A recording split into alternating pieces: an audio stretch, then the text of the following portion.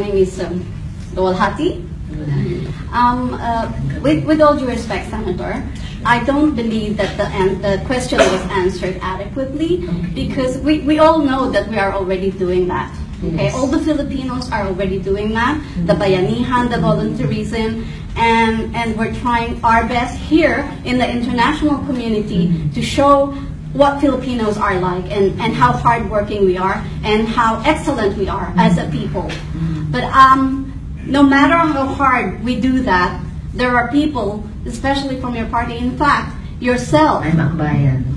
Well, yes, from your party, okay. and the Liberal Party. But not long ago, very recently in fact, you were demanding that the President allow the UN to come into the Philippines and investigate. Where is the honor in that? How can we be honorable when we malign our own community, our own people, in suggesting that there are crimes going on done by the government against its own people?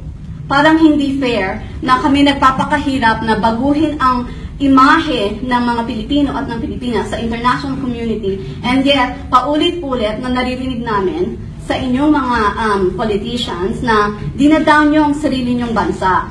Naapektuhan kami, naapektuhan ng OFWs.